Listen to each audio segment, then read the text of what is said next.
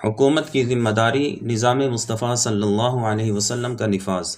جن افراد کے کاندھوں پر کسی اسلامی ریاست کی ذمہ داری رکھی جاتی ہے، انہیں یہ بات معلوم ہونا لازم ہے کہ حقیقی اور ابدی بادشاہی فقط رب تعالیٰ کی ہے۔ اس نے اپنے خلیفہ و نائب کے طور پر کچھ عرصہ کے لیے زمین کے خاص حصہ کی حکومت انہیں دی ہے، چنانچہ انہیں بطور نائب و خلیفہ اللہ تعالیٰ کے احکام نافذ کرنے ہیں، اور صرف وہی کرنا ہے جس کا حقیقی بادشاہ جل جلالہ اور اس کے محبوب مکرم صلی اللہ علیہ وسلم نے حکم فرمایا ہے۔ اللہ تعالیٰ نے جن شخصیات کو مثالی حکمرانی سے نوازا، ان میں ایک نمایاں نام سیدنا داؤد علی نبینا وعلیہ الصلاۃ والسلام کا بھی ہے۔ آپ کی عظیم سلطنت کا تذکرہ کرتے ہوئے باری تعالیٰ نے فرمایا: وَاذْكُرْ عَبْدَنَا دَاوُودَ ذَا الْعَيْدِ إِنَّهُ أَوَّابٌ إِنَّا سَخَّرْنَا الْجِبَالَ مَعَهُ يُسَبِّحْنَ بِالْعَشِيِّ وَالْإِشْرَاقِ وَالطَّيْرَ مَحْشُورَةً كُلٌّ لَّهُ أَوَّابٌ وَشَدَدْنَا مُلْكَهُ وَآتَيْنَاهُ الْحِكْمَةَ وَفَصْلَ الْخِطَابِ۔ ہمارے طاقتور بندے داؤد کو یاد کیجیے،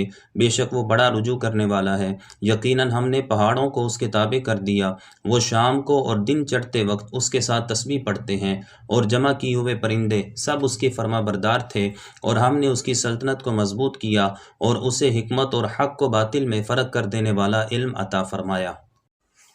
انسانوں، پہاڑوں اور چرند پرند وغیرہ کے عظیم بادشاہ سیدنا داؤد علی نبینا وعلیہ الصلاۃ والسلام کو رب تعالیٰ نے حکم فرمایا: یا داؤد انا جعلناک خلیفۃ فی الارض فاحکم بین الناس بالحق ولا تتبع الہوی فیضلک عن سبیل اللہ ان الذین یضلون عن سبیل اللہ لہم عذاب شدید بما نسوا یوم الحساب۔ اے داؤد، بے شک ہم نے آپ کو زمین میں اپنا خلیفہ یعنی نائب بنایا، تو آپ لوگوں کے درمیان حق کے ساتھ فیصلہ کیجیے اور نفس کی خواہش کے پیچھے نہ چلنا، ورنہ وہ تجھے اللہ کی راہ سے بہکا دے گی۔ جو اللہ کی راہ سے بہک جاتے ہیں، بلا شبہ ان کے لیے سخت عذاب ہے، کیونکہ وہ حساب کے دن کو بھول جاتے ہیں۔ ہم نے آپ کو زمین میں اپنا خلیفہ یعنی نائب بنایا۔ ان مبارک الفاظ میں حسین تربیت ہے کہ حکمران یا حاکم، سربراہ مملکت، سلطان، صدر یا چیئرمین وغیرہ کے الفاظ سے تکبر میں مبتلا نہ ہو اور خود کو بے لگام نہ سمجھے۔